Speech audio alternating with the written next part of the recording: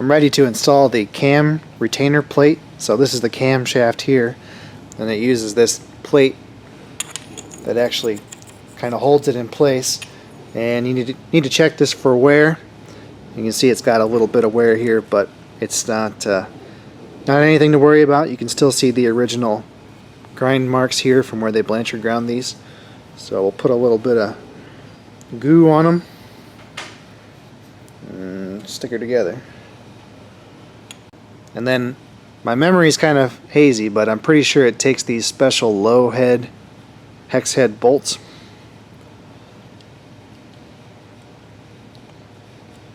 And there's no torque spec listed, so we'll just do it by feel. The manual gives some instructions on how to check the oil pump here for excessive wear. And what they say is that the gear should have 1 to 3 thousandths clearance to the outside case, and when the gasket is installed there should be 1 to 5 thousandths of, 1 to 6 thousandths of clearance between the face of the gear and the end of the case. And this one, it's a little bit loose on this stationary shaft here, but it's within the spec and it does not rub the case. That's the most important part. You know, if it starts rubbing against the case, then it's going to score and gall, and you're going to have all kinds of problems. So this one I think is going to be okay. Unfortunately, the gasket did not survive when I took it apart, so I was very careful, but I wasn't able to save it. Now, I've run into this before on gear pumps. These gaskets are basically a special thickness, and that's how they set the end clearance on the gear pump. And you can't buy this stuff. It's like 6 thousandths thick. So what we're going to do is we'll make our own gasket out of some paper, and it'll work just fine. It doesn't really matter if the gasket leaks a little bit. This oil pump is submerged inside the oil pan all the time, so it just needs to be able to hold pressure. Now this is the oil pump out of the other motor, and I don't know if you'll be able to see this on the camera, but it's extremely loose. I think there's about 20 thousandths of clearance between the outside of the case and this gear. But even though it's worn well beyond the specifications, this pump was still able to pump oil, and it was making 40 pounds of oil pressure, you know, in that engine. So I really think it would be just fine, but this one here is much better, so we're going to go ahead and use it.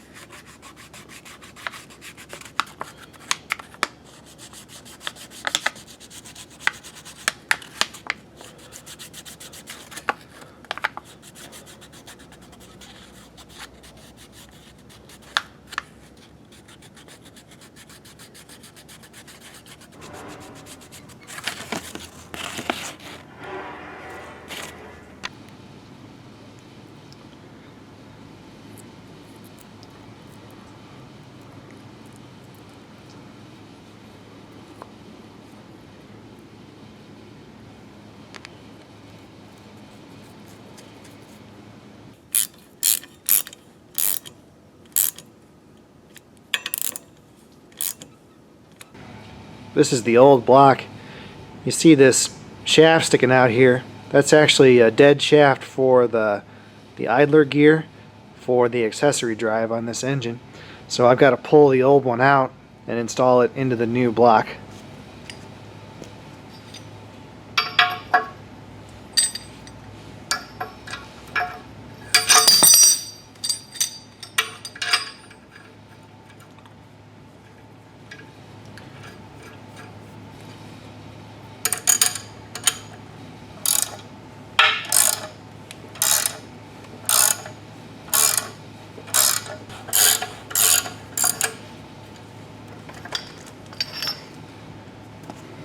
There we go. I'm going to install the rear main seal, which is the seal around the crankshaft. So it involves this little guy here That's the guy that's going to slip into the block underneath the crankshaft. And then this honker here, which actually bolts to the block, and then the oil pan goes around this semicircular surface here. So you got to take a trip down memory lane. Some of you guys may not have ever seen this before. This is a Jute rope seal, and it actually fits into this groove right here. So sometimes when you get these in, they're actually round, and you got to put them in a vise and squeeze them out until they're flat like this. And yeah, it's actually made from jute, and it's impregnated with God knows what, probably something carcinogenic. And then it just gets squeezed into this groove here, and that actually butts up against the crankshaft, and that's all that seals it. And they don't work very well, which is why nobody uses them anymore. But we got to do what we can to make this thing work.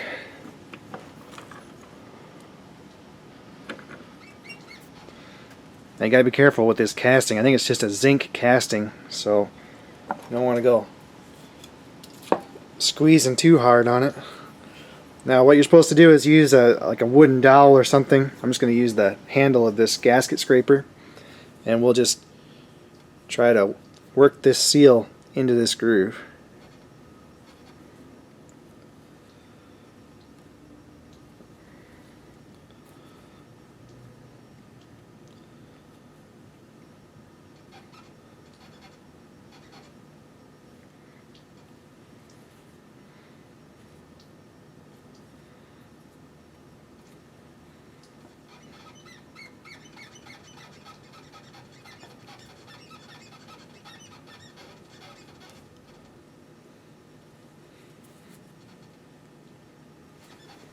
Okay.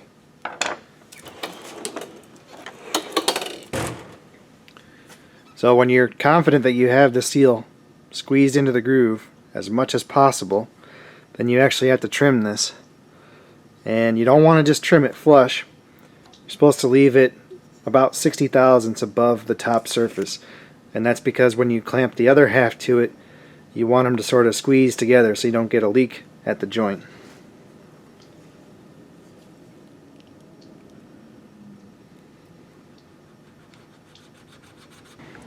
So this is the groove right here at the back of the block that this seal retainer is going to slide into.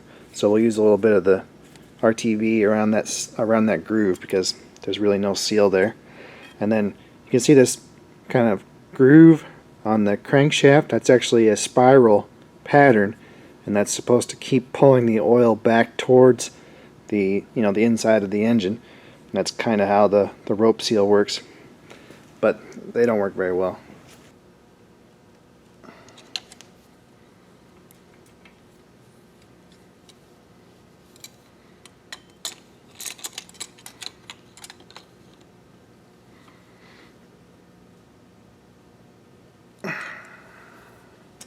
On this particular engine, the actual oil pan gasket gets sandwiched between the upper and lower half of the main seal housing here. So I'm just going to put a little dab of silicone right at that junction.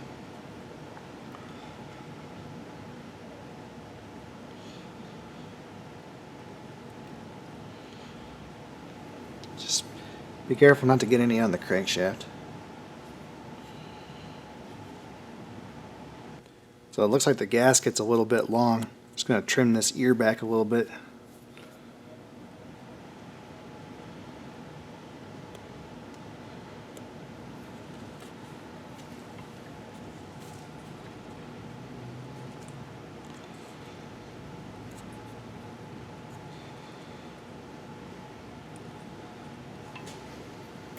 So we'll install the upper half, same deal. Just a tiny little bit of silicone here.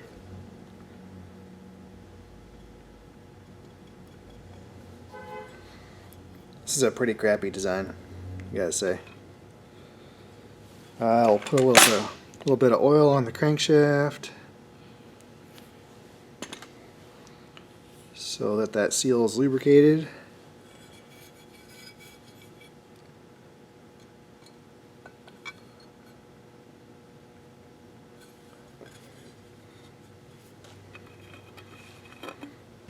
I installed this piece here, which is part of the oil pan gasket slash front cover gasket, and the gasket, you know, protrudes a little bit from this joint, so I'm just going to shave off a little bit of that gasket.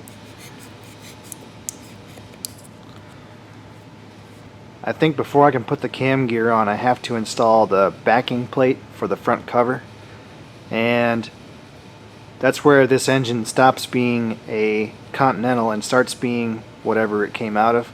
So in this case, it's a Clark Spec engine, and the front cover is basically proprietary to the Clark forklift that it came out of. So they use these engines in everything. Heister, Caterpillar, tow motor. They also used them in welders and tractors. You know, Massey Ferguson used a lot of Continental engines. When I was a kid, my dad had a rubber tired roller. I have no idea who made it, but it had a Flathead Continental straight six. It was probably a 227. So the difference in the front covers kind of determines, you know, the end purpose of the engine. So I'm going to go ahead and put this one back to the Clark Spec because that's the parts that I have. And then if we end up using the engine for something else, I'll just have to take the front cover back off and install the correct front cover.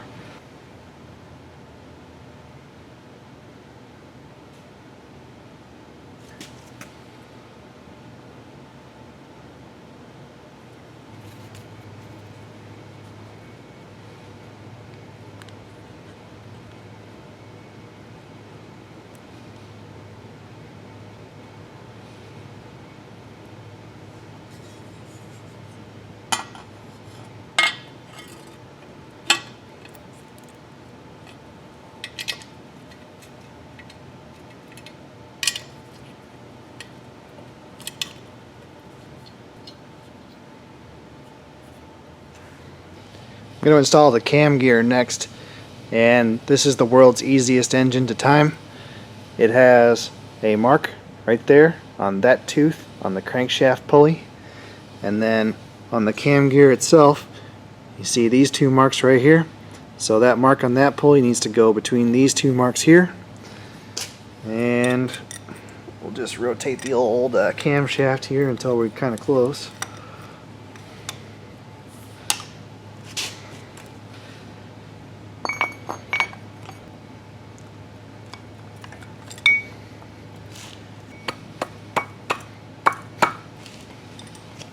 Now, you don't want to go full gorilla slamming this cam gear onto the camshaft. It's not a press fit, it's a sliding fit. But if you hammer on this thing too hard, there's a Welch plug at the back of the block, and you'll push the cam through and push that Welch plug out. Now, I have purposely not installed that Welch plug until after the cam gear is installed, but I'm going to go ahead and hold the cam inside the block, just using my trusty screwdriver here, just so we don't have anything weird happen.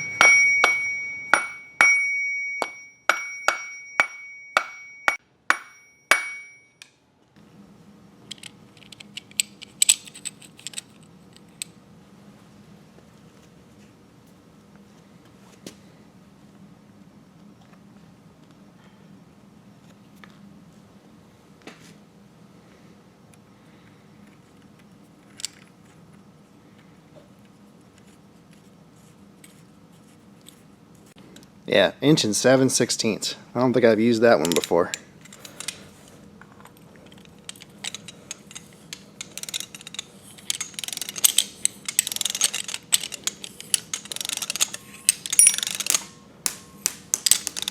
Uh-oh. Yeah. Obviously I had to reinstall the ball that fell out, but that's not a big deal. But I gotta go around and tweak this little thing here because some of the balls are a little stiff.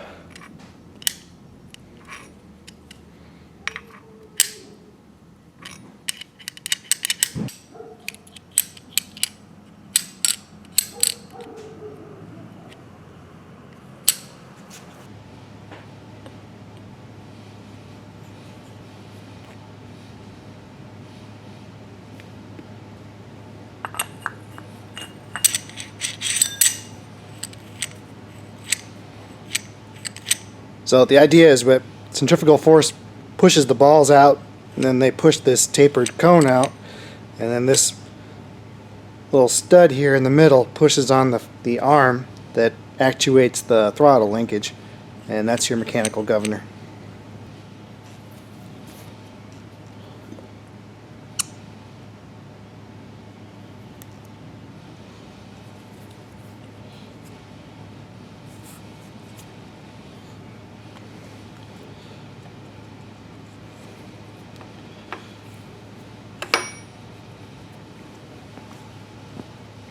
And that is the idler gear for the accessory drive. So it just has a couple of deep groove ball bearings there. I guess that's enough to counteract the thrust force from this helical gear set. And then all that holds it on is just a spring and a retainer here. So I guess the force must be back towards the block. And then this little gizmo goes on like so. We have to check the backlash on the gears between the crank and the cam, and normally the way you would do that is with a dial indicator, but I guess Continental has their own idea. So what they say to do is to pry the gears so that you get the maximum clearance between the teeth, and then check it with a feeler gauge, and you're supposed to be between 1.5 and 3 thousandths. So that's a 3 thousandths feeler gauge right there, and I can't get it in. So say we're good to go there. Now, to make sure that they're not too tight, what you're supposed to do is actually tap the cam gear and feel, and you should be able to feel vibration right here next to the crank gear. And I guess the theory is that if they're too close together, the center distance is wrong, that these will be binding and it won't be free to vibrate. Anyway, it's a little bit hokey. I prefer to do it with a dial indicator, but anyway, I think we're good to go. 3 thousandths is really tight on the Backlash too. I know, like some of the CAT engines are 15 thousandths, so it's a little bit cheesy. I saw in the parts catalog they sell oversized and undersized gears. So I guess if your center distance is wrong, you get the appropriate size gear that change the pitch diameter a little bit and do it that way. But yeah, I think we're fine. I can feel a little bit of backlash on the idler gear, so everything should be good to go. This is the front cover, and I took the governor linkage out to replace the seal. So this is the new one here.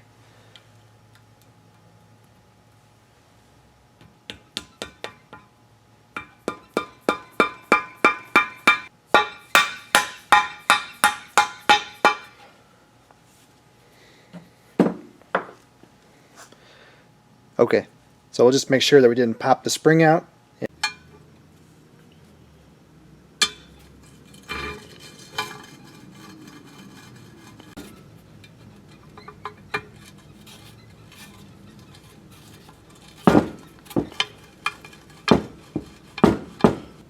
So this governor linkage arm is held on by a roll pin, and it's actually in a blind hole.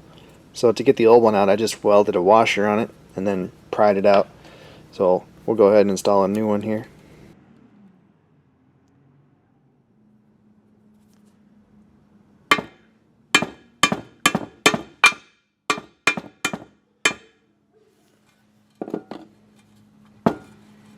Just go ahead and install the front main seal the same way.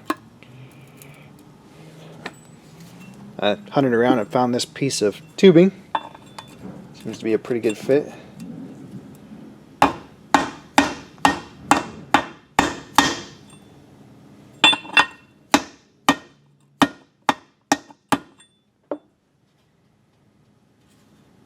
Okay.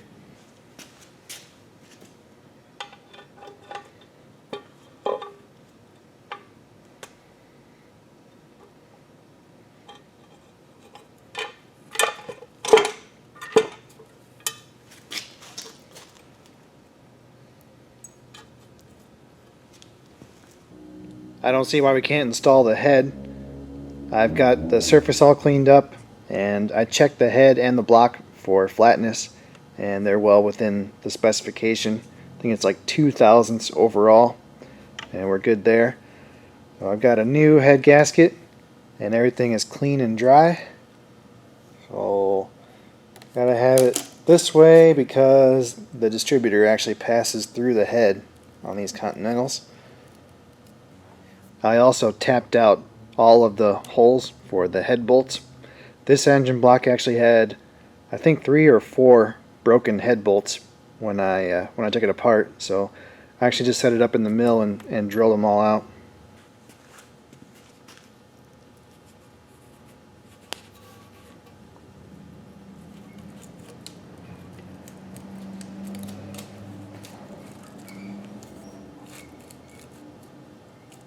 I went ahead and bought new head bolts for this engine, but the head studs that I got I don't really like. So it has 4 of these kind of hybrid stud type deals. That's for bolting accessories to the top of the engine. But I'm going to go ahead and reuse the old ones because I don't like the way the new ones are made. They have a fine thread on the top, and I think that's going to affect the torque value. So it's fine, we'll go ahead and reuse these. I'm going to seal these with some of this Permatex high temperature thread sealant, and the only reason I'm doing that, this is a flathead engine and the head bolts actually pass through into the water jacket. So the manual says you can install them dry, but that seems like a bad idea to me. So I'm going to go ahead and lube them up with some of this, and we'll get her put back together.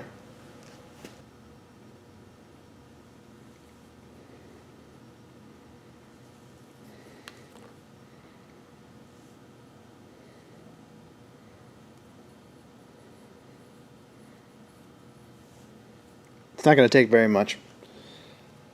And then whenever you have head bolts, I like to put a little bit of oil underneath the bottom of the head, just so you don't get that kind of cracking sensation when you tighten them up. Torque spec for the head bolts is 40 foot-pounds, and I think we'll do it in 3 steps. So we'll start at maybe like 15, then 30, and then finally 40. And if your manual has a procedure, a sequence, feel free to follow it. But I've never seen one that didn't just start in the middle and spiral its way towards the outside. So as long as you start in the middle and spiral your way out, you'll be fine.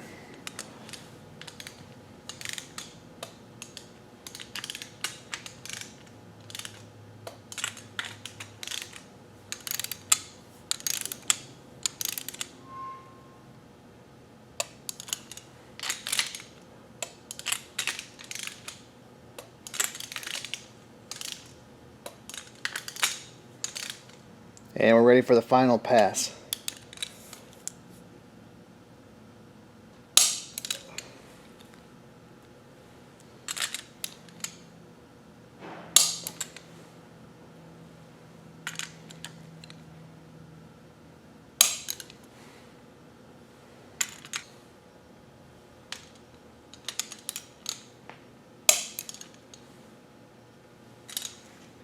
Okay, that's it for the head bolts. Now we will have to retorque the head after we get the engine hot.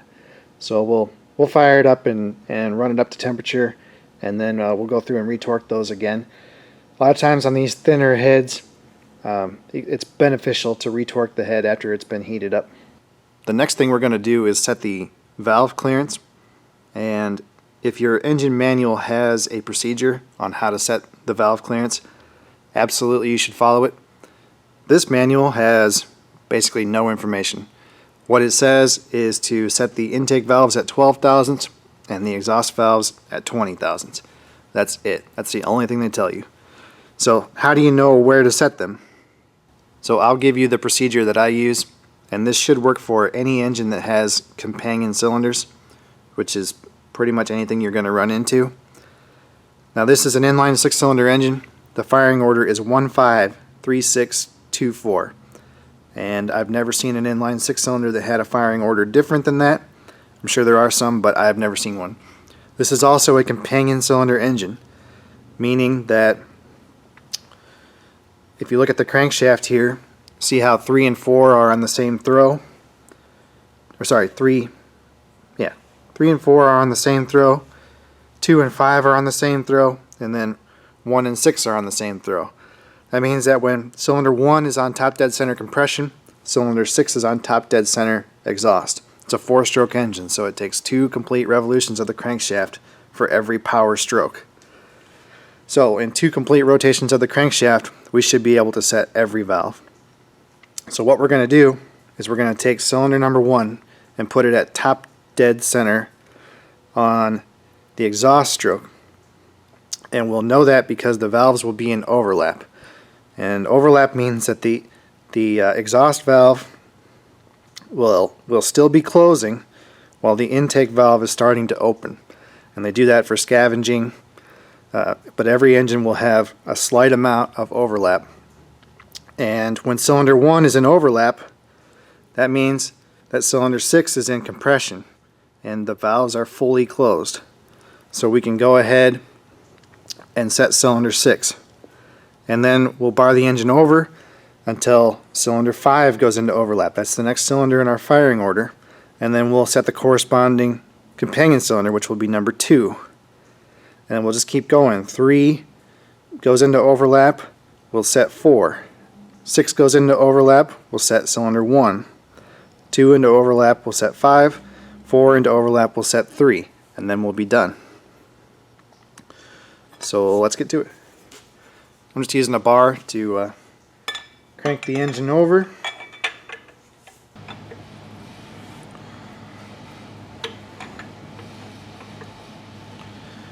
Okay, look at number 1. See the exhaust valve is closing.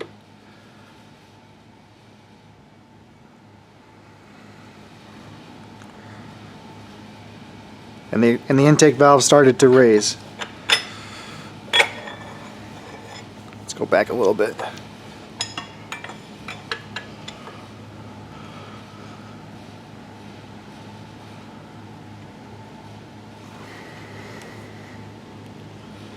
There it is, right there.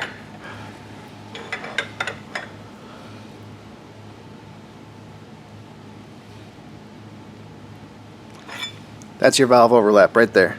So now, with cylinder 1 in valve overlap, we can set the corresponding companion cylinder, which would be number 6. And I went ahead and labeled the intake ports.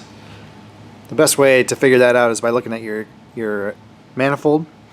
And it's a little confusing on this engine because this is a reverse flow, so the intake and the exhaust are on the same side.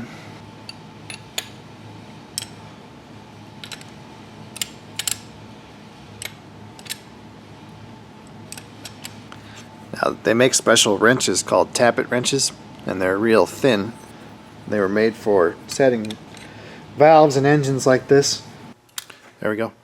And I see guys debate, endlessly about how much drag to have on the feeler gauge and yada yada. I wouldn't stress too much about it. Typically you get plus minus 2 thousandths on your valve clearance anyway, so no reason to go crazy. Okay, so we'll bar the engine, and then we should be looking for number 5 to come into overlap. So exhaust valve's coming down. There, right there. So now we can set number 2, which is this one here.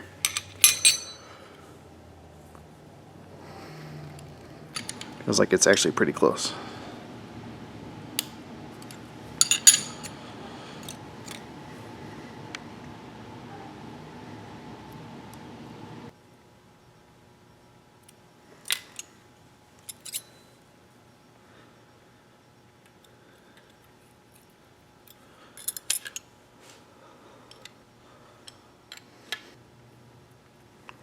There we go. Okay, keep going. And now we're looking for cylinder number 3 to come into overlap. So you see the exhaust valves coming down. Right there. So now we can set number 4. And if if you're barring the engine over and you don't see the overlap coming on the next cylinder in the firing order, it's because you're turning the engine the wrong way. So we're at overlap on 3. I'm gonna set 4. Oh, yeah, that one's miles off.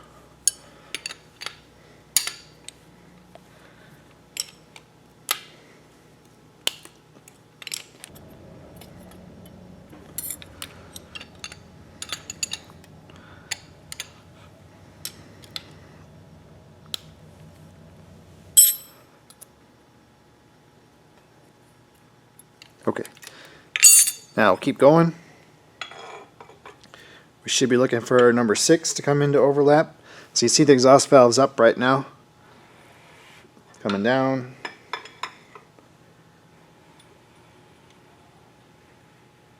There it is.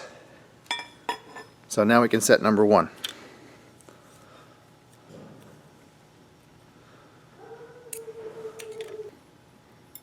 There we go. Okay, so now we should get number 2.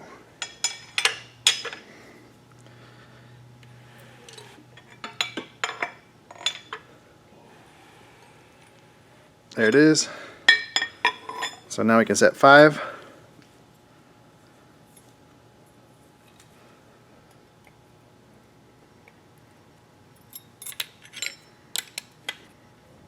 There we go. Okay, now number 4.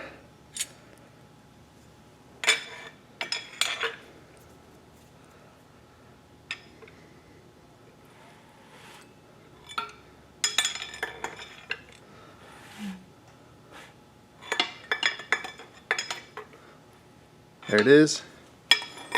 And we'll set number 3. There we go. Okay, that's it. The valves are set. I will probably run through and check them all again just to make sure I didn't screw something up. You got to be careful about this. The worst destruction of an engine that I ever saw as a result of somebody trying to fix it happened because a guy didn't set the valves right. So I was working in a truck shop and a guy came in with an old Kenworth, had an 855 Cummins in it, and it was it was probably from the early 80s. Beautiful truck, and it had almost no miles on it. It only had like 250,000 miles on it. Anyway, he wanted to put engine brake on it, so they sourced some used Jake brakes, or whatever Cummins calls a Jake brake, and installed them on the engine. And they did the overhead adjustment at the same time, and the guy who was doing it didn't tighten up the jam nuts on the adjusters, and the engine ran for, I don't know, about an hour or so, maybe less than that, and the adjusters self-tightened, and it pushed a couple of the valves into the pistons and destroyed the engine. So ended up having to completely rebuild that engine that only had 200,000 miles on it because it didn't get fixed right. Well, this side of the engine is basically done. I resealed these covers here. That's for a mechanical fuel pump. I reinstalled the oil pressure regulator, installed the tappet cover. Everything, the studs are in for the manifold. I'll put the manifold on last. I think we're ready to put the oil pan on. I always try to wait until kind of the very end to install the oil pan, because chances are you're going to drop a nut or a washer or something, and it'll find its way through an oil passage and end up in the bottom of the pan. So better safe than sorry. Now the gasket's already here because it's underneath of these hoops, and then they get a rubber seal stuck over top of them like so. So I'm going to put a little bit of RTV silicone just right here in the corner to try to seal that up.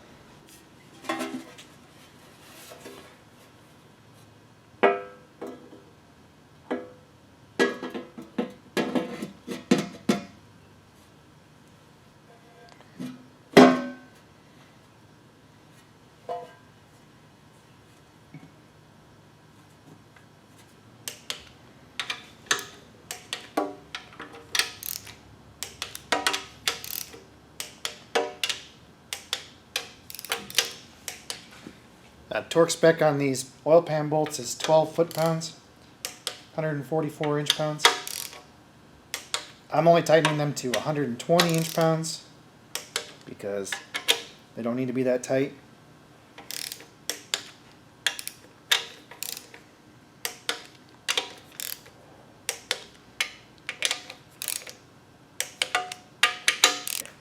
And I guess I should say that I did install the oil pump, and I had to install a shim to raise the pump up equal to the amount that was ground off of that main bearing.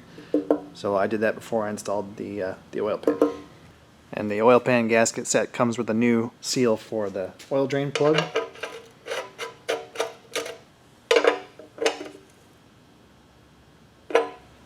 So one thing I had to learn when I started working in a shop is anytime you put an oil drain plug in, put a wrench on it. Either leave it out or tighten it up. Don't ever put it in hand tight. That really goes for any fastener. You know, you don't want to put something in hand tight and then take the risk that you'll forget to tighten it up later. Well, one other thing I did with this oil pan before I installed it, I took it over to the anvil and just made sure that this flange was nice and flat. A lot of times they get puckered pretty bad where the bolts are. So make sure you flatten that out or you'll never have any chance of getting it to seal up. Well, one step forward and two steps back. I had to pull the front cover back off and the cam gear back off because I forgot to install this pipe plug and this hollow dowel pin. I was just looking at the old block, seeing if I needed to take any more parts out of it, and I don't know how I forgot that, but yeah, I forgot to install those. So now I can put the front cover back on. Okay, the front cover is back on and everything's put together like it should have been. That was pretty careless. That's actually I was looking at the other block. That's actually like a gun drilled passage that goes all the way through the block. That's the main oil distribution manifold for the valve train and the cam and pretty much everything. So if you don't plug that passage at the front and the back, you're not going to have any oil pressure. You know, the oil pressure is determined by basically forcing the oil through a fixed size orifice, you know, which is the clearance on your rod bearings and clearance on your main bearings, etc. And yeah, if you just have an open spigot, you got no oil pressure. This exhaust manifold actually had a hole in it. I had to braze a patch into it, but it looks okay.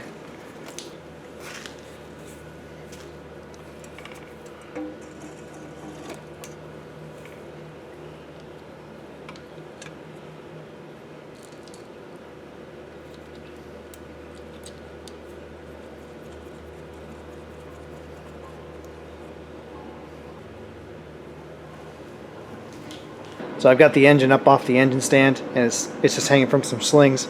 And now we're going to install there's a pipe plug here. That's the opposite end of that gun drilled oil passage. And then this Welch plug here needs to be installed behind the cam.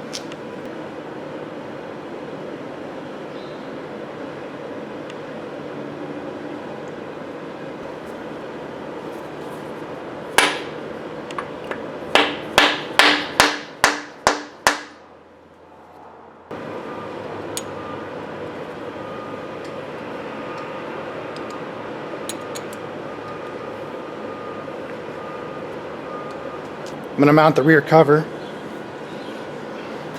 and this is a wet torque converter, so I went ahead and put a little bit of Permatex around where the bolt holes pass through.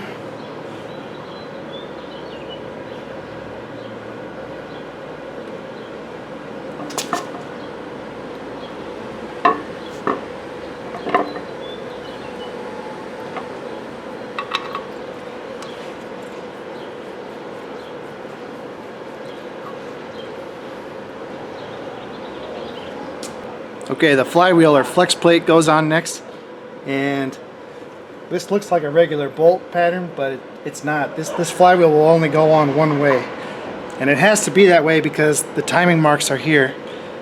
That's the timing marks that we'll use to time the ignition, so it has to be either pinned or set up on the flywheel in a way that it can only go on in one direction.